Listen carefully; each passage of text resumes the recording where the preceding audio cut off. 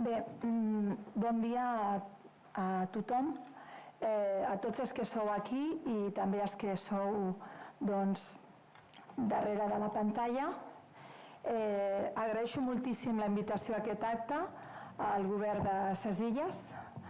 La veritat és que jo només puc parlar des de dues experiències que són les que represento. Una és la de ser adoptant de la llengua catalana. Soc catalanoparlant habitual i adoptant des dels meus 17 anys. I també soc professora de llengua i literatura catalana a ESO i a batxillerat, a la secundària. I també en el seu moment vaig fer filologia catalana i evidentment és la carrera que m'ha portat la meva preparació professional com a docent i també d'alguna manera m'ha introduït, m'ha abocat a aquesta experiència de l'adopció de la llengua. Jo, des de la meva exposició, el que he fet, el que us plantejo, el que us presento, és tota una reflexió que gràcies a la vostra invitació he fet al llarg de l'últim mes. He fet una mena d'immersió en aquest procés d'adopció per intentar-lo descriure de la manera que humilment sé fer-ho i des d'un punt de vista molt important que el meu company ja ha comentat abans, que és el del discurs dels catalanoparlants d'adopció, que és un discurs que defensa l'ús social de la llengua catalana des del punt de vista de les persones que no el tenim com a primera llengua. És un discurs que és perfectament compatible amb el discurs tradicional, evidentment, però aporta elements inclusius per totes les tipologies, o si més no per una àmplia tipologia de catalanoparlants que d'alguna manera amb el discurs tradicional no es veuen prou representats com ara veureu. Aleshores, aquest concepte d'adopció de la llengua és de fet el nucli d'aquest discurs que presenta d'altres conceptes. Jo els aniré utilitzant al llarg de la meva exposició i en algun moment potser en faré també 5 cèntims i els definiré mínimament perquè quedin una mica més clars. Voldria parar l'atenció en el concepte d'adopció. Fixeu-vos que parlem d'adopció que té una connotació absolutament afectiva, igual que adoptem un fill, igual que adoptem un animal. Amb aquesta adopció, que de fet és resultat d'una presa de decisió, i això és molt important, a través de la qual nosaltres establim un lligam afectiu amb aquell ésser viu i també, sobretot, ens comprometem a mantenir i assegurar i a donar benestar a la seva vitalitat. Això és molt important en aquest concepte, en la manera com s'utilitza aquest concepte.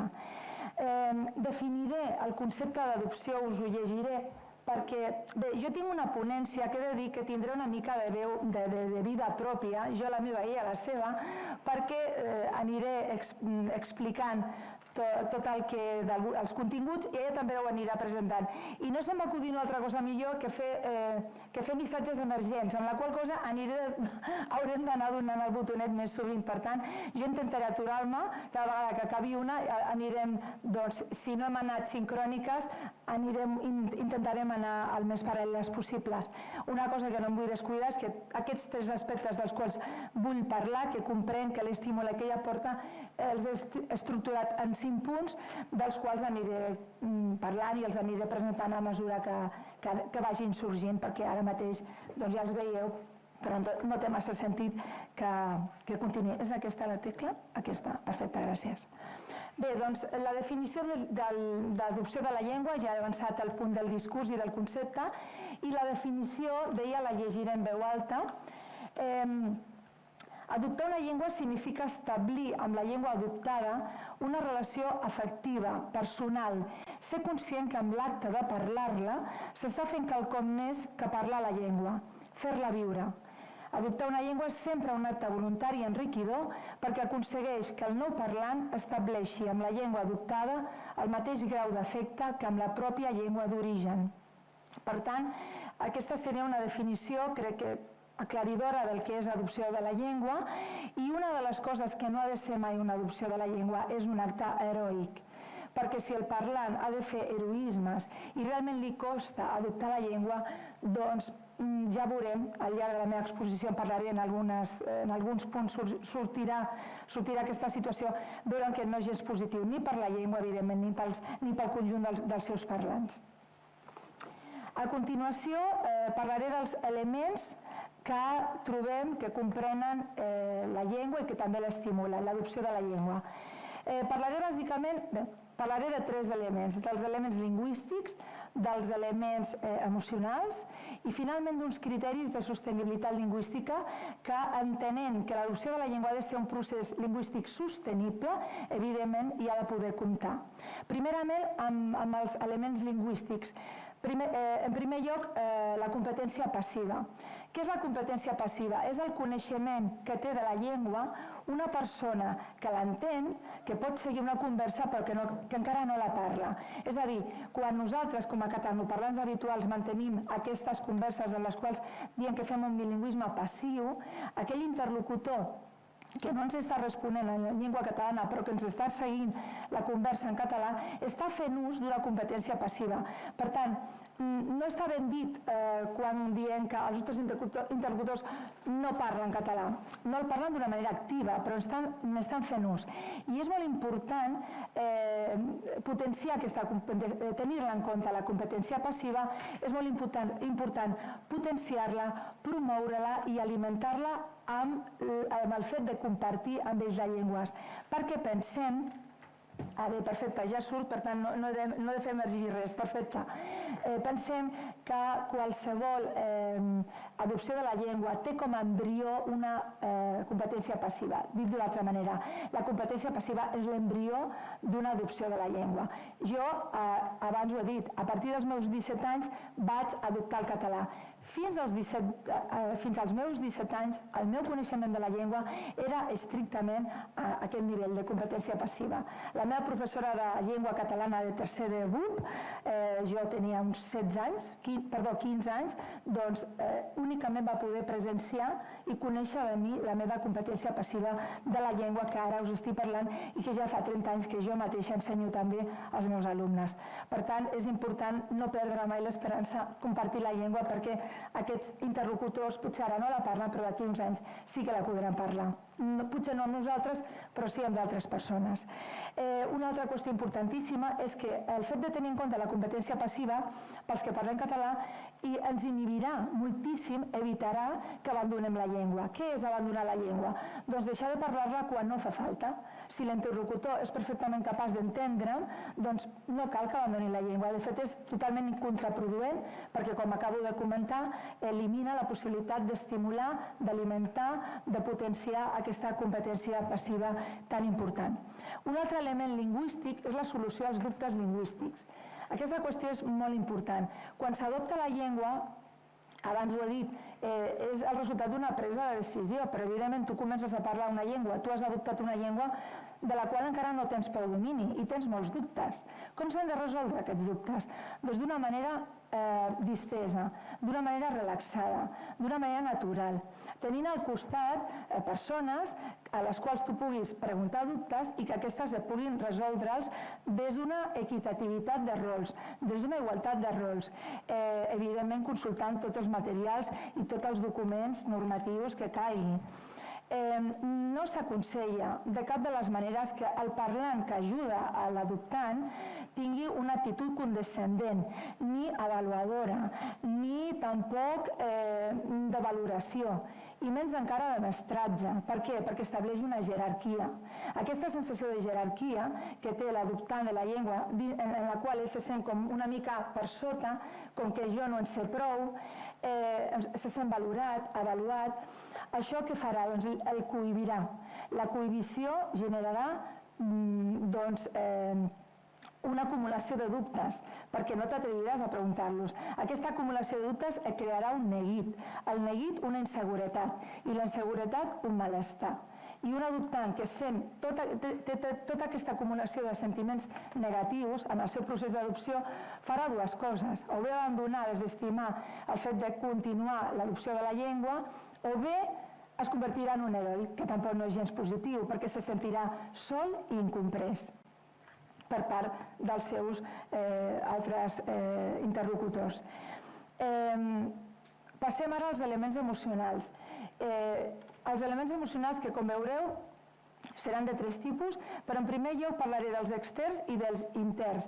I sempre seran, i han de ser, convé que siguin, elements o emocions positives, que provinguin d'actituds positives. Mireu, la primera cosa que han de fer els interlocutors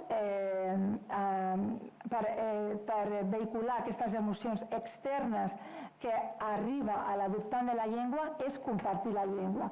Amb el fet de compartir la llengua transmetem confiança, acolliment, solidaritat, enriquiment. Són moltíssimes, però moltíssimes les emocions que transmetem quan sí compartim la llengua i no les que transmetem quan abandonem la llengua davant d'aquests interlocutors. Jo tinc fet un exercici a CECIRE per justament treballar aquesta qüestió. Perdoneu una mica d'aigua.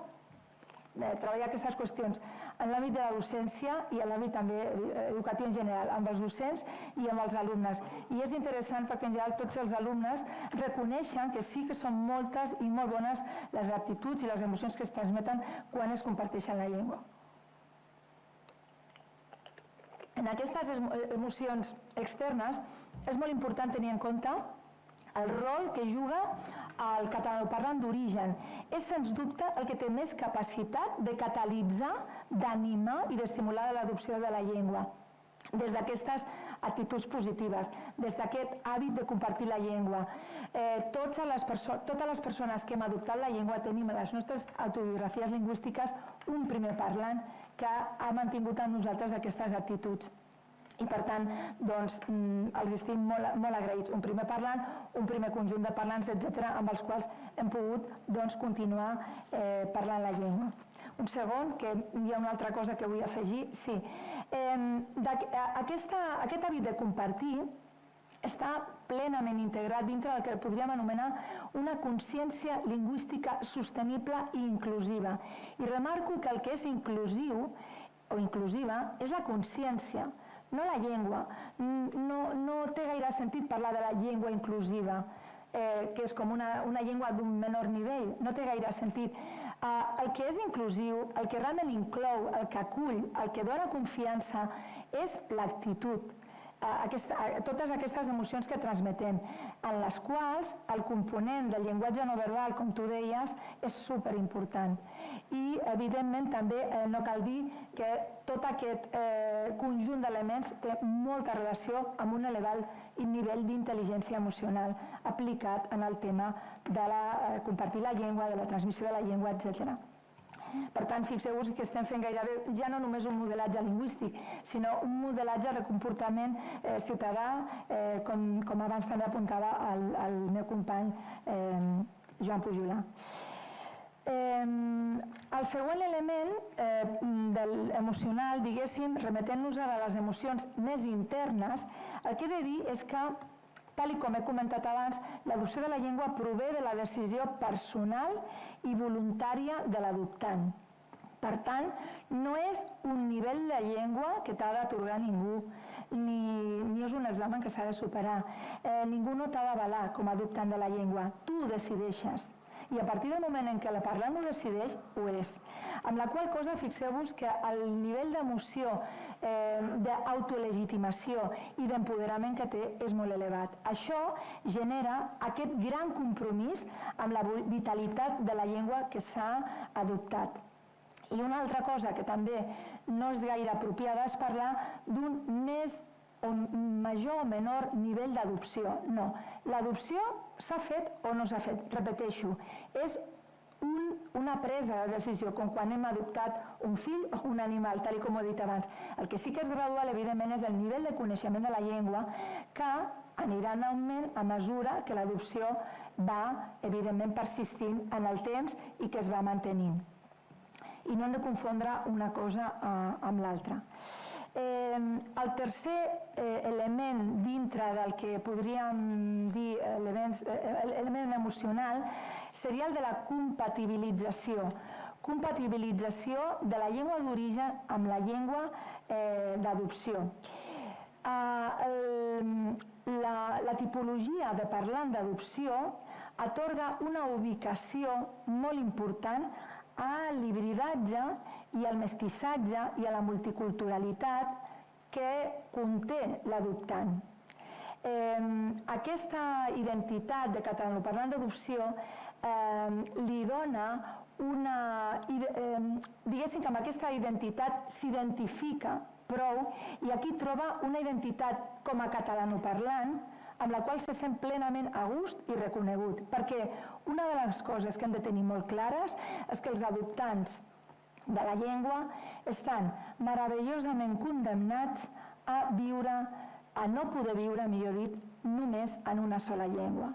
No són parlants monolingües, ni ho seran mai, d'acord? De fet, penso que cada vegada més vivim en societats avançades on pocs són els parlants monolingües, però en aquest cas ells tenen un hibridatge inherent dintre de la seva pròpia tipologia de parlants. Per tant, ells compatibilitzen la llengua d'adopció amb la llengua d'origen. Com ho fan? Doncs utilitzant-les de tal manera, repartint-les, ordenant-les de tal manera en els seus usos que cap d'elles no interfereix en la vitalitat de les altres. Com s'aconsegueix? A través del que anomenaríem una gestió sostenible de les llengües. La gestió lingüística sostenible de l'ús de les llengües l'explico a continuació, perquè a continuació tenim el tercer element, que serien els criteris de sostenibilitat lingüística. Us recordo una mica l'esquema. Hem parlat d'elements lingüístics, hem parlat d'elements emocionals i ara parlo dels criteris de sostenibilitat lingüística. Dintre d'aquests criteris, el primer és el de la gestió lingüística sostenible. En la gestió lingüística sostenible el que es fa és discernir. El que fa sempre un parlant d'adopció és discernir, diferenciar àmbits d'usos socials i generals d'àmbits d'usos privats i concrets. I en els uns, en els socials i generals, parla la llengua d'adopció, parlaria en aquest cas el català, i en els altres, les altres llengües. Aleshores, fixem-nos que les altres llengües no estan ni oblidades, ni desades, ni menystingudes. Al contrari, se'ls està donant un rol d'ús de llengües sostenibles dintre d'un territori, dintre d'un domini lingüístic que no li és propi, perquè el domini lingüístic allà, la llengua, que d'alguna manera sí que hi té una presència, diguéssim, legítima, és la llengua comuna, com després comentaré. Pensem també que aquest discerniment, aquesta gestió lingüística sostenible, concilia i harmonitza el que seria el multilingüisme de la societat amb el plurilingüisme dels individus que la formem. El següent element, el següent criteri de sostenibilitat lingüística seria el de, d'alguna manera, homologar o gairebé tractar com a iguals la llengua comuna i la llengua adoptant. Millor dit, o dient-ho d'una manera més adequada, diríem que llengua comuna és com un hiperònim de llengua adoptada. És a dir, la llengua comuna acull la llengua adoptada. Dintre de la llengua comuna trobem la llengua adoptada i també trobem la llengua d'origen d'aquells parlants que tenen com a llengua d'origen la llengua comuna. Perdoneu, no sembla embolicat, és embolicat, però aquestes qüestions convé tenir-les una mica clares, perquè estem d'alguna manera ordenant els calaixos i els prestatges del gran armari de les nostres llengües en la nostra societat multilingüe.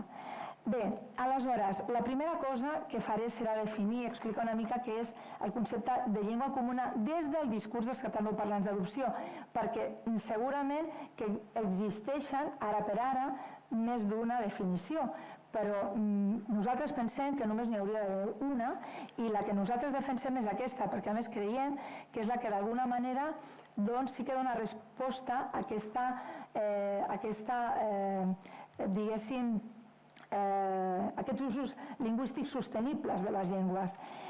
Una llengua comuna es podria definir com una llengua que és una llengua de cohesió social per tots els parlants de la societat, una llengua que també continua la cultura, continua amb la tradició històrica i amb la cultural del territori, i després un tercer eix que fa també la llengua comuna és el de preservar la diversitat lingüística del nostre món.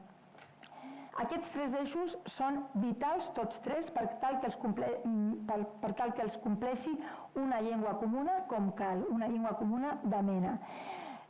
Si tenim en compte aquesta qüestió i volem que l'adopció de la llengua sigui sostenible, aleshores ens ho fa les comptades.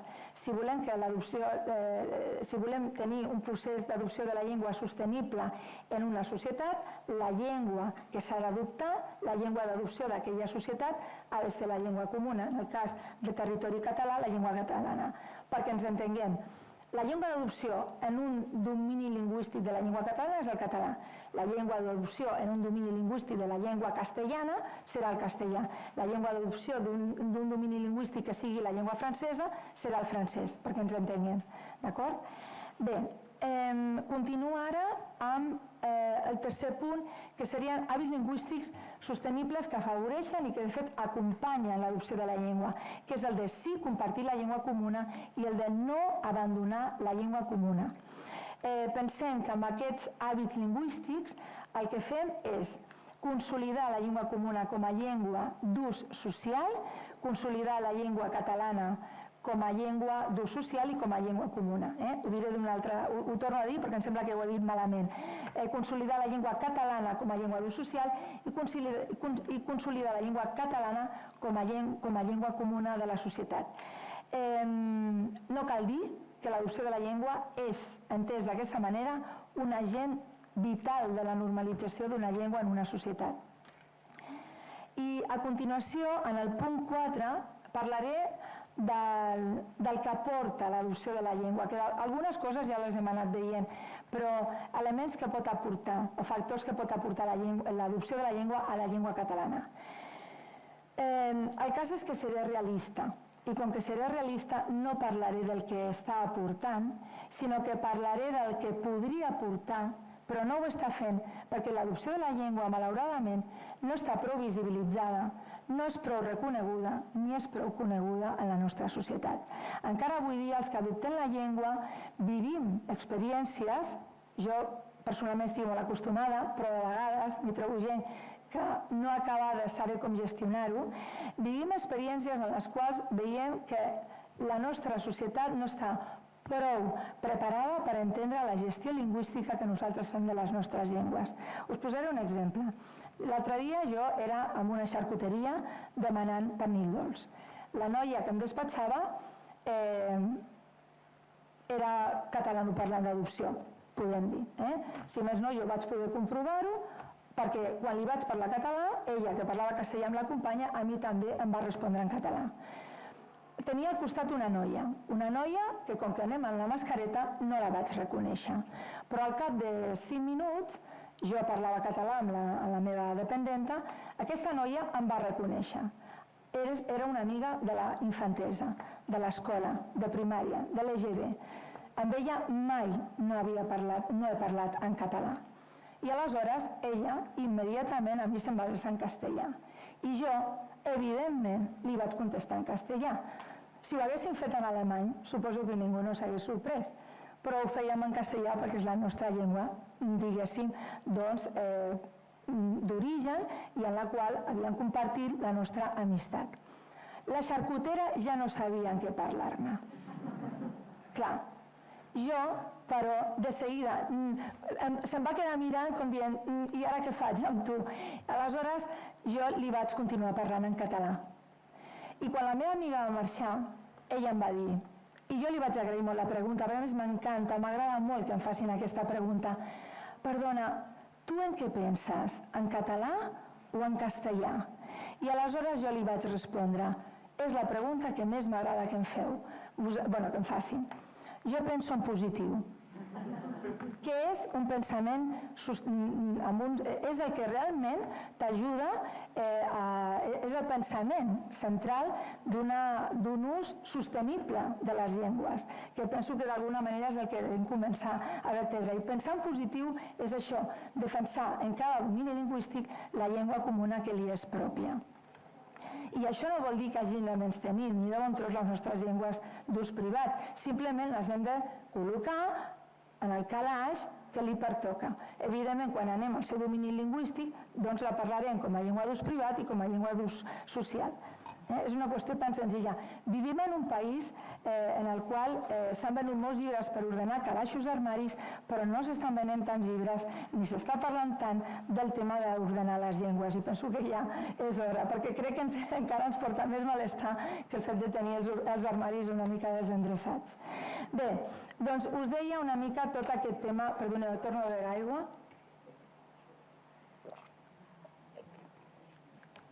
No, el que us volia dir és que, per tant, més que parlar d'aportacions, parlaré de dèficits. Els dèficits que malauradament ara per ara tenim pel fet que la llengua, l'adopció de la llengua encara no és prou conegut. I parlaré de dos àmbits. Els dèficits que podem trobar arreu de la societat i després també dels dèficits que podem trobar dins de l'àmbit educatiu. I faré 5 cèntims d'aquesta qüestió. Dintre, en l'àmbit general de la societat, perdem modelatge de gestió lingüística sostenible. I una cosa que abans no us he dit, quan he parlat de les actituds que no convé tenir quan corregim els usos lingüístics, recordeu que us he parlat de l'avaluació i de la valoració que no és convenient perquè estableix una jerarquia. El mestratge tampoc no és convenient i ara vull recordar una campanya lingüística que hi va haver a Catalunya amb el tema per promoure la llengua catalana, deia "Tu ets mestre". Fixem-nos que aquesta campanya el que feia era exaltar aquesta jerarquització no gaire aconsellable. D'aquesta campanya no sé quin nivell d'èxit va tenir, però ara ja no funciona. En canvi, ara s'està fent actualment, funciona una altra campanya que diu "Tu ets model lingüístic". Bé, és interessant això del model lingüístic, perquè, com ara veureu, de models lingüístics n'hi ha diversos models lingüístics.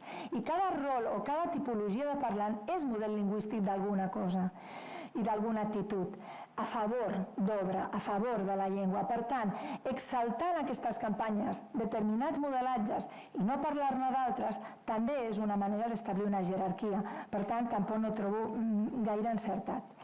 És una opinió personal, per això em puc equivocar-me, evidentment. Bé, doncs, com us deia, es perd un dèficit de modelatge en la gestió lingüística sostenible de les llengües. Per què? Perquè, com us deia abans, els que més discernim, els que més discerneixen els àmbits d'usos socials, privats, etc., per repartir, per ordenar les llengües, que és una pràctica del tot necessària de generalitzar en la nostra societat, són els adoptants de la llengua.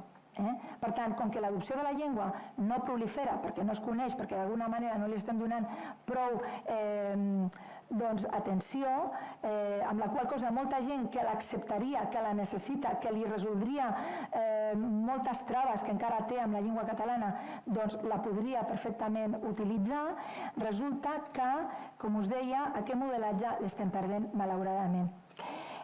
Un altre dèficit seria el de perdre els millors models per combatre l'abandonament de la llengua. I els adoptants de la llengua són els millors models bàsicament per dos motius. Primerament perquè estan gestats, provenen d'aquest abandonament, de l'abandonament de la llengua. És a dir, com que amb ells la llengua no s'ha abandonat, han pogut incrementar la seva competència passiva, amb la qual cosa han pogut, doncs, juntament amb totes aquestes emocions positives, fer el pas de poder començar a parlar català. Per tant, aquests adoptants de la llengua no abandonen el català perquè en són beneficiaris d'aquesta pràctica de no abandonar-la. Després també perquè si abandonen el català en els àmbits d'usos socials, on el parlen? Segurament que en molts àmbits privats també el parlen, però perdran un alt percentatge d'àmbits d'usos, d'àmbits en els quals parlen català. Per tant, són els menys interessats abandonar la llengua en els àmbits socials perquè són, de fet, els que més demanen el fet que el català es parli a la societat i de manera general. És tan elevat el nivell de demanda que en molts casos els adoptants de la llengua s'han de crear aquests àmbits lingüístics. A mi em va passar, jo me'ls vaig haver de crear. Jo, a partir dels meus 17 anys, ho vaig tenir clar. Tots els nebots que em vagin naixent, que com que soc la més petita, si és veritat, com que soc la més petita de 5 germans, doncs la meva edat de la meva adopció lingüística em va agafar en el moment de la meva vida en què vaig convertir-me en tia. Llavors, doncs, ho vaig tenir clar. Amb tots els meus nebots, jo penso parlar català. Em vaig construir aquest àmbit d'ús. Però, clar, el fet de crear-te àmbits d'ús és una anomalia, realment, per la llengua i pel parlant. No és natural. Per tant, fixeu-vos que aquí tenim gairebé una mena com de dada que resultaria una auditoria del nivell de vitalitat de la llengua, perquè quan més esforços hagi d'esmerçar, hagi d'invertir un parlant d'adopció a trobar àmbits d'ús, vol dir que més precària és la vitalitat de la llengua. Per tant, a tots els parlants de la llengua catalana ens ha d'afectar i ens ha de preocupar el fet que els nostres conciutadans adoptants de la llengua no trobin aquests àmbits d'usos, perquè això és nefast per ells, per la nostra llengua i, evidentment, per tots els parlants que formen part del seu ús. A continuació, parlaré dins de l'àmbit educatiu de quines són els dèficits. Bé, dins de l'àmbit educatiu, una mica com a conseqüència de tot el que he explicat abans, hi ha un dèficit important amb la docència. L'adopció de la llengua no és una pràctica lingüística que utilitzin la gran majoria dels professors i de les professores. La docència, evidentment, coneix la llengua catalana, parla català, fa les seves classes en català, però com veurem, està desproveïda de recursos i d'eines per poder defensar el català dintre de l'àmbit educatiu, a les aules, per poder estimular l'ús de la llengua, per poder acompanyar els alumnes, per poder fer que els alumnes rebin aquest nivell de confiança i se sentin acollits. Per tant, fixeu-vos-hi que és important també aquest fet. Una de les coses que hauríem de tenir en compte, i que penso que és potser fins i tot un dels motius del fracàs o del poc èxit de la immersió lingüística, és que la immersió lingüística hauria de tenir com a objectiu i com a culminació, diguéssim, com a èxit, el fet que els alumnes adoptessin la llengua, però no ho ha pogut tenir, no s'ho ha pogut ni plantejar, perquè no ha tingut en compte l'adopció de la llengua. S'ha tingut en compte el fet d'ensenyar la llengua, però no s'ha tingut en compte el fet que els que aprenen la llengua realment la facin seva, a la seva mida, a la mida de la seva tipologia de parlant i, evidentment, de persona usuària, no només de la llengua comuna, sinó també d'altres llengües. L'últim dèficit seria el del modelatge d'adopció de la llengua a les aules. És una mica també paral·lel al que he dit abans. Difícilment podem aconseguir que l'adopció de la llengua sigui un èxit en la immersió lingüística si el professorat en general no fa modelatge de l'adopció de la llengua perquè no l'ha adoptat. Per tant, aquest modelatge és important. I com que no s'ha conegut prou aquest procés, aquests professors i aquestes professores, i jo n'he parlat amb molts, quan he anat a alguna escola a fer xerrades sobre el tema de l'adopció de la llengua o sobre el tema també de la gestió lingüística de la llengua, jo m'he trobat molts professors i moltes professores que encara expressen un cert neguit, un cert malestar i una certa inseguretat a l'hora de parlar català. I que, per tant, en determinats àmbits no només es passen al castellà perquè consideren que connectaran millor amb l'alumne, sinó perquè ells mateixos o elles mateixes encara se senten més a gust, no perquè no parlin prou bé el català, sinó perquè encara consideren que no hi ha un encaix prou sòlid, no hi ha un lligam prou ferm entre ells i la llengua, tot i haver, repeteixo, haver aprovat exàmens de nivell de llengua amb unes bones qualificacions. Finalment, últim punt, ja hi acabaré, és l'adopció de la llengua a la normativa i les varietats lingüístiques. Una de les creences que jo crec que s'hauria de desfer, perquè crec que seria just fer-ho, és la de deixar de pensar que l'adopció de la llengua genera una manca de qualitat de la llengua o una manca d'integritat de la llengua. Allò una mica que jo deia, la llengua fàcil, la llengua inclusiva, etc. Això no és correcte. Una cosa és el fet de facilitar un procés d'aprenentatge en el seu inici, de la mateixa manera que facilitem el trànsit a una personeta que comença a caminar. L'agafem de la mà, l'ajudem a pujar els esglaons, però de cap de les maneres no pensem mai que sempre hagin d'anar amb ells agafats de les mans. I de fet, de tant en tant, els deixem sols a veure si ja caminen amb prou autonomia. És un procés d'aprenentatge, d'acompanyament. I el que tampoc no fem és pensar que sí, camina però mai no caminarà igual que jo. Al contrari, sabem que amb el temps aquella criatura no només caminarà amb total seguretat, sinó que fins i tot farà corredisses i podrà, si vol, acabar sent un gran atleta. Per tant, fixem-nos que una mica jo faig aquest símil, aquesta comparació, perquè crec que són processos que es poden igualar bastant o que es poden, si més no, comparar. Tal com us deia, tot el contrari, la set de coneixement de la llengua que té l'adoptant de la llengua veu de la font de la normativa. La normativa és inclusiva, la normativa és democràtica, la normativa dona seguretat, benestar i legitimitat al parlant. Jo tinc una companya, la meva altra companya que és filòloga catalana com jo, també és adoptant de la llengua, i ella és adoptant des dels 20 anys i la seva llengua d'origen és l'italià. I ella, mentre estava traient la titulació de filologia catalana, es va treure el nivell B i també es va treure el nivell K. Per què ella va dir? Perquè d'alguna manera tenia aquella set de coneixement de la llengua i de seguretat. Dius que a mi el fet de saber llengua, des del rigor de la llengua em donava molta seguretat i realment és així. També la normativa ens dona una altra cosa que és molt important. Ens ajuda a establir la diferència, la frontera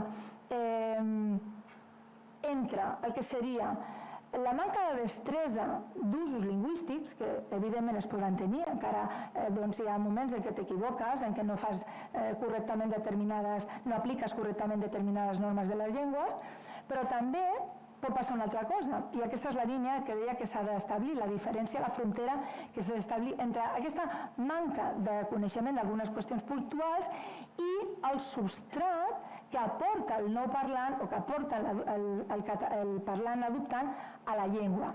Un substrat que queda reflectit en la fonètica, en l'entonació, que pot quedar també reflectit en la tria lingüística o en la tria lèxica, i també en les estructures sintàctiques. Un substrat, que això sí és molt important, ha de quedar totalment delimitat i avalat per la normativa, però un substrat que al capdavall s'ha d'entendre que existeix, sobretot en les primeres generacions adoptants de la llengua. I si algú l'esgarrifa una miqueta, això que estic dient del substrat, doncs que el contempli amb una altra mirada, que pensi que aquests substrats són alenades d'oxigen a una llengua que s'està ofegant i per tant els hem d'alguna manera també no de tolerar, sinó que els hem de respectar i fins i tot tampoc agrair, perquè també és tractar-los com des de diferència de rols, simplement veure'ls amb absoluta normalitat i naturalitat. I per últim, i acabo ja fent un altre comentari, i és que les varietats de la llengua les varietats de la llengua dinamitzen i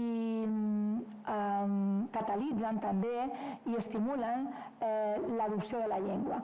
Perquè una llengua que es mostra diversa, una llengua que es mostra plural o que es mostra heterogènia, acull, atreu i empara la nova varietat que aporta l'adopció de la llengua o l'adoptant de la llengua. En canvi, una llengua que és hermètica, una llengua que és restringida, no és tan acollidora. D'acord? També de la mateixa manera l'adopció potencia l'adequació, perquè com us he dit abans, l'adoptant té tot l'interès a parlar la llengua adoptada en tots els diversos registres i en tots els diversos àmbits. I bé, jo de moment ho deixaria aquí, us agraeixo moltíssim la vostra atenció. Com que soc conscient que he parlat de moltes coses, doncs, per favor, pregunteu-me qualsevol dubte, qualsevol qüestió que em vulgueu preguntar i així em permetreu aclarir-ho una mica més, si ens és clar. Moltíssimes gràcies.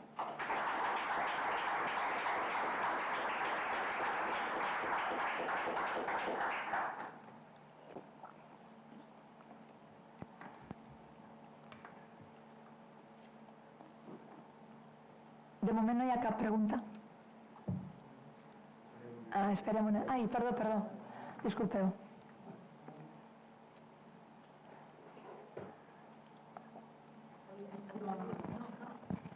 Sí? M'ha encantat. Enhorabona, sincerament. Estava pensant en aquelles acadèmies d'anglès que antigament deien en professorat natiu, no? I jo pensava, pel que tu expliques, pot ser millor mestre per un adoptant sigui una persona que ja ha estat adoptant i no parlant natiu. És una persona que ja sap què representa passar per tots aquests processos d'angoixa, d'inseguretat, de dificultat, de dubtes, de no saber si ho aconseguiré o no ho aconseguiré, etc. Potser hauríem de constituir un cos de parlants adoptants que fossin després models i mestres de nous adoptants, o no és tan important això? Què en penses? Sí, moltíssimes gràcies pel comentari que fas. I, a veure, d'entrada, el que hem de fer, ens hem de normalitzar, hem de ser visibles. Aquí hi ha una cosa que a mi em preocupa molt i evidentment jo vinc aquí a fer una discriminació positiva a favor de l'adoptant de la llengua perquè hi ha aquesta mancança. Però, per favor, els catalanoparlants d'origen, sisplau, teniu un paper tan important com tots els altres parlants. Abans ho he dit, teniu el gran poder teniu més nivell de poder, millor dit, a l'hora de catalitzar i d'animar i de legitimar l'adopció de la llengua. Aquests primers parlants que jo deia, que ens han acompanyat en la nostra adopció de la llengua, eren d'origen, o no, o potser són adoptants.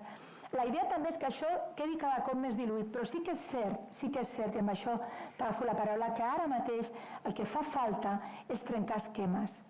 I és veritat que els adoptants de la llengua tenim aquest poder millor que segurament els d'origen.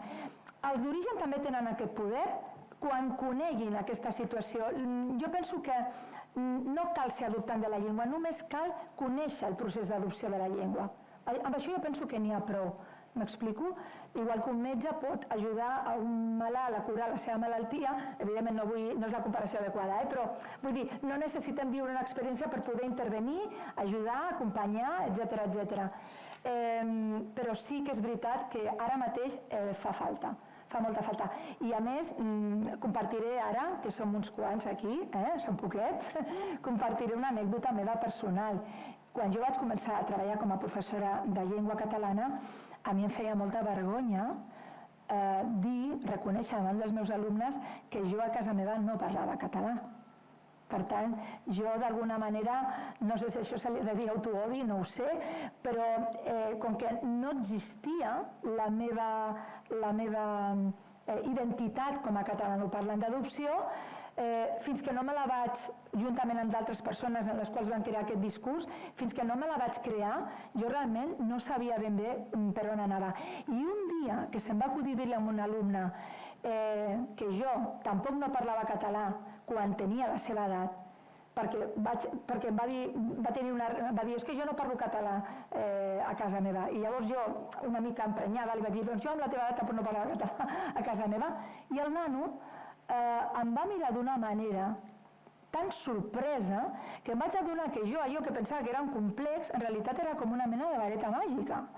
I aleshores, doncs sí, penso que hem de compartir aquest modelatge, i per això deia abans que aquest modelatge és molt important. Sí, però el modelatge no és necessari que el tinguis tu a sobre teu.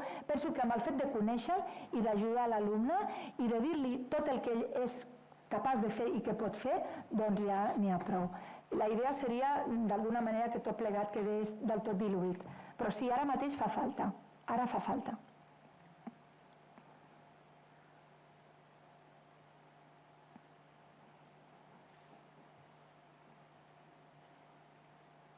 Res més? Bé, us puc fer una última reflexió que m'agrada. Quan faig xerrades amb els professors de llengua i literatura catalana sempre la faig. Doncs la reflexió és que, a veure, imaginem-nos, seré breu, imaginem-nos actualment un nen de 10-11 anys que vingui de les Canàries, castellanoparlant únicament, que vingui a viure a Catalunya, d'acord? I a Catalunya s'hi troba amb la seva família paterna, una família paterna que és catalanoparlant. Aquest nano, evidentment aquí, tindrà a prop el català perquè el té en el 50%, diguéssim, de la seva família. Suposem que el seu pare aquí també li parlarà català, cosa que a les Canàries no ha fet. Aquest nen anirà a una aula d'acollida, d'acord, durant els seus primers mesos, suposo, i segurament que en el pati, amb la situació en la qual la realitat que vivim, segurament que en el pati, tot i que vagi aprenent el català, no el parlarà, mantindrà la seva llengua d'origen, serà la llengua d'ús social habitual en el pati de les escoles de molts pobles de Catalunya, d'acord? Aquest nen, si d'aquí uns anys vol adoptar el català, evidentment ho farà des de la voluntat, des de la consciència, des de la presa de decisió, i serà una adopció del tot necessària per la llengua. No serà una adopció discreta, perquè n'estem parlant d'ella, i bé, i no serà espontània, perquè ella haurà hagut de prendre la decisió. Doncs bé, fa 160 anys, aquest nen es deia Àngel Guimerà. Aquesta és la reflexió. Va adoptar el català d'una manera absolutament espontània, discreta, i ens ha passat del tot desapercebuts. A ell no, d'alguna manera, i el seu mestissatge, la seva multiculturalitat, la va integrar en la seva obra. Recordem la temàtica de l'obra Maricel. Doncs bé, era aquesta la reflexió. Moltes gràcies.